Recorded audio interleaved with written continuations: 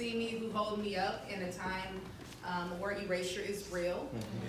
It's really easy taking from black people the things that are cool and not actually giving back to those people for their vision and their grace. And so I'm just really lucky to be surrounded by people who fight as hard as I fight for things like that. And you know, shout out to my mom's and her new Facebook page. All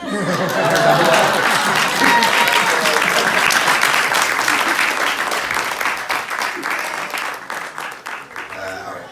Dear Diary, one more thing about today.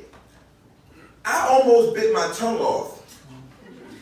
Just nibbled too hard on it the whole ride home, and if I did bite it off, it would have been so gross because then I would have had blood on my teeth. And what if my father, for some reason, cracked a joke or said something funny that made me smile, and then he would have had to see my cherry chompers, my bloody reds, but he didn't.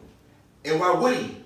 There was nothing funny, at least not to him. He just bit down on his own tongue, and judging by the dimple in his cheek going in and out and in and out, he was biting down pretty hard. It was a quiet ride with nothing but the whir of the air conditioner that sounded more like air leaking out of something than seeping into it. The cat had my father's tongue. Diary, do you know where that saying came from? Cat got your tongue?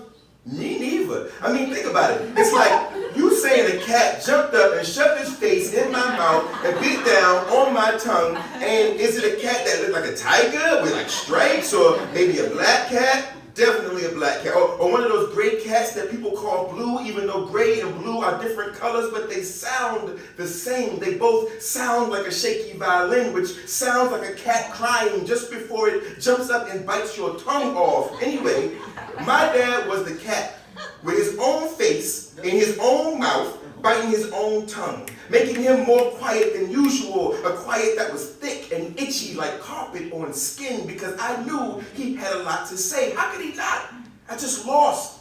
Not even lost, I gave up. Not really gave up, I gave in. That's what I did. I forfeited my race, and I knew for a fact he wanted to know why. Didn't he have some story he was dying to blab about? Something about how my mom would be disappointed, Regina wasn't a quitter, or before you, I had never seen anything or anyone beat her, or his favorite, what's wrong with you?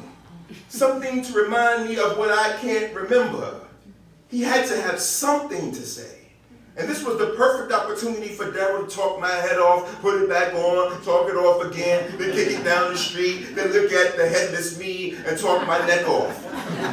That was way worse than the cat got your tongue thing. What I'm trying to say is Daryl wouldn't say a word, and I knew better than to ask him if he wanted to know why I did it, why I stopped, and why today, a week before my 13th birthday, her death day, not that he'd flip out and do something crazy like bite his own tongue off and show me bloody teeth, even though honestly I would have rather seen that than that look again, but I would have taken that look if it meant we could have talked about it.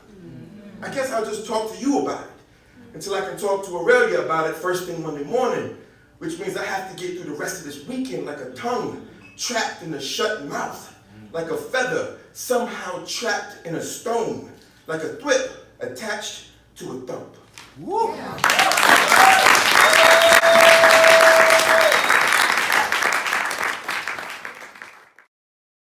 This poem came to be because of my sister Falu. She did a poem called Black Boy and inspired me. The way she rides for black men, she's just like, she got you, okay? If you ever feeling down and low, come to her and she will lift your ass back up. And I just thought that that was such a power, such a gift, the poem. And I wanted to write one for black women. And so this exists. And thank you for coming tonight. They say you ain't supposed to be here, black girl. You ain't supposed to wear red lipstick. You ain't supposed to wear high heels. You ain't supposed to smile in public.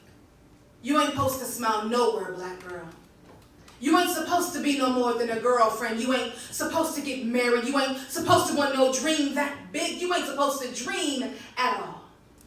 You ain't supposed to do nothing but carry babies and carry felons and carry weaves and carry silence, and carry families, and carry confusion, and carry a nation, but never an opinion. Because you ain't supposed to have nothing to say, black girl, not unless it's a joke. Because you ain't supposed to love yourself, black girl. You ain't supposed to find nothing worth saving in all that brown. You ain't supposed to know that Tina, Beyonce, Cecily, Shonda, Rhymes, shine, shine, shine, black girl. You ain't supposed to love your mind. You ain't supposed to love. You ain't supposed to be loved up on. You only supposed to pose voodoo child, vixen style. You're supposed to pop out babies and hide the stretch marks. You're supposed to be still. So still they think you statue. So still they think you chalked outline. So still they keep thinking you stone. Until you look more Medusa than Viola Davis. Until you sound more Shanae than Kerry Washington. Until you're more side-eyed than Michelle Obama on the Tuesday, but you tell them you are more than a hot comb in a washing set. You are Kunta Kinte's kin. You are a black girl worth remembering, and you are a threat. Knowing yourself, you are a threat. Loving yourself, you are a threat. Loving your kin, you are a threat. Loving your children, you black girl magic.